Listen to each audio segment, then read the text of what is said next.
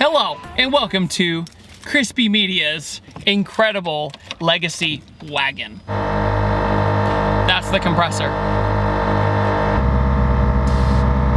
So Krispy was kind enough to let me drive his absolutely gorgeous legacy wagon. I haven't driven a Subaru Legacy in years, and what I remember is that it felt a lot like a WRX, just with more space. So if you really enjoy when people put a lot of effort in their videos rather than just a simple vlog style, definitely check out Krispy Media.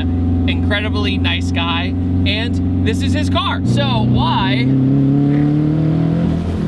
am I driving Krispy's car? Well, Krispy is doing this extraordinary tour of the United States. He has driven this thing all the way from his home in New York, all the way to Oregon and California, Texas, everywhere, and he was nice enough to have me as one of his stops to do a collaboration with. First, it makes 700 horsepower. Well, sorry, it makes like 690.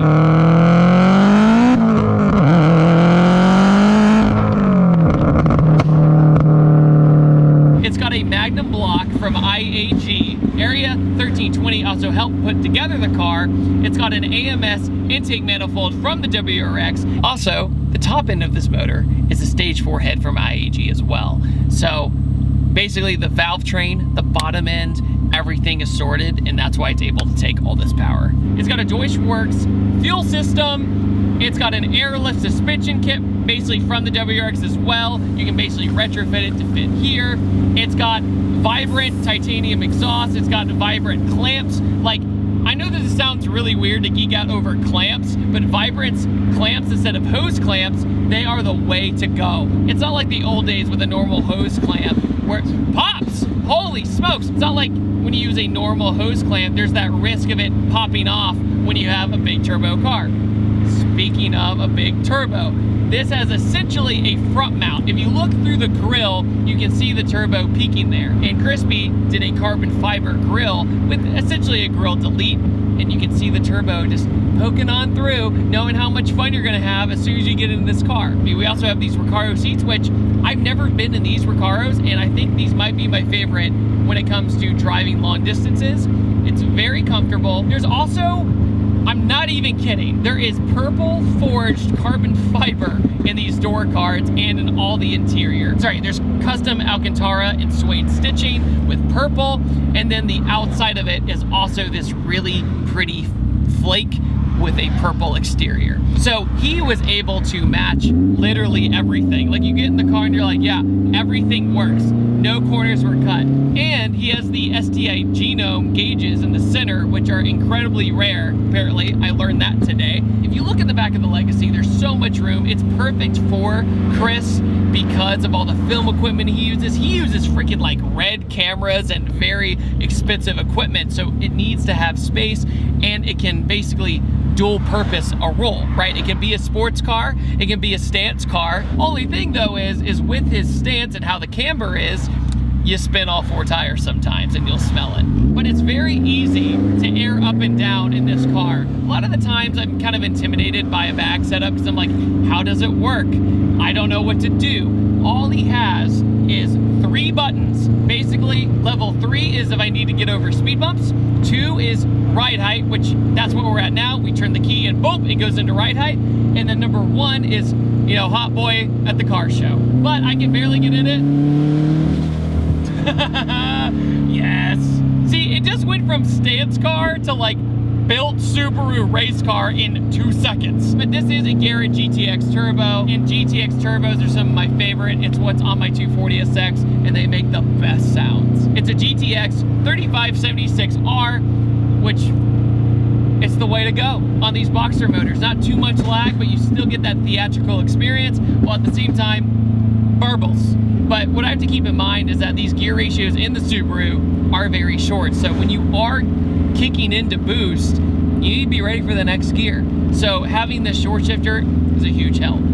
The clutch in this is very difficult. It's very similar to what I would essentially describe as what I find in a high horsepower Evo or Subaru. You have to play with the clutch as you drive it. You have to figure it out from a dead stop. You kind of play with the clutch, play with the gas, play with the clutch, play with the gas, and then you go. And Chris has pretty much said you better not stall once this video. And guess what? So far, in your face, I haven't stalled yet. Also, the lighting on this car is next level. His taillights, if you do the right setting, spell crispy. They'll go K, R, etc., and spell it out. Also, the lighting in his trunk.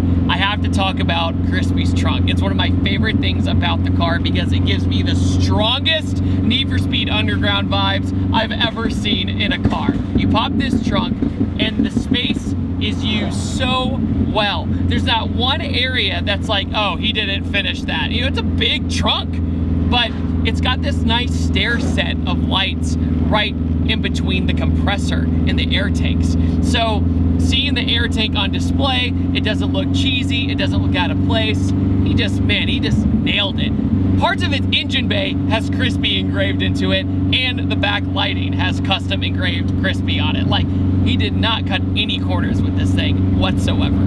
It's so hard to describe what this car feels like. It makes all the noises it shouldn't. Usually you see a stance car and you're like, can't go anywhere, can't drive anywhere. All he's gonna do is go to the car show and air out and be like, look at my build. This, it is a build. Like, he did everything. He built literally everything. Anything that you can do to a Subaru is done to this car.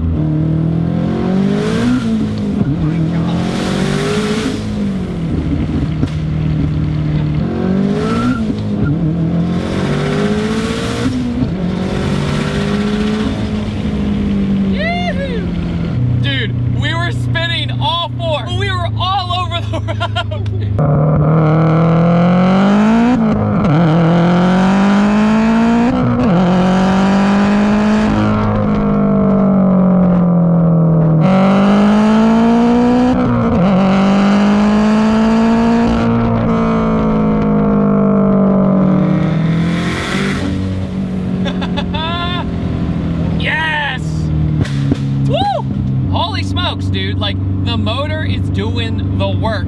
It's doing exactly what I want. And man, second gear is so short in a Subaru. I always forget just how short it is. Third and fourth, though, they're perfect.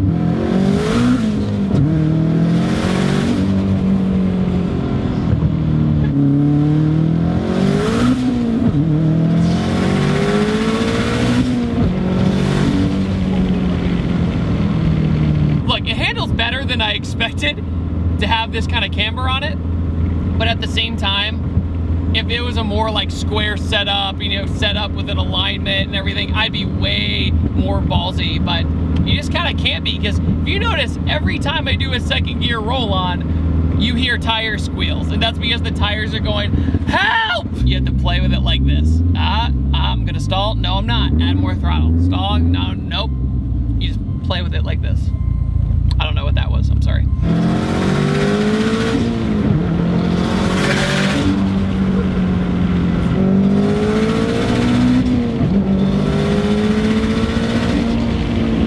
I absolutely adore driving this thing. This might be one of my favorite Subarus I've ever reviewed. The last one I did was a built one that made about 450, but it was more like a track car, right? And I drove it in the mountains.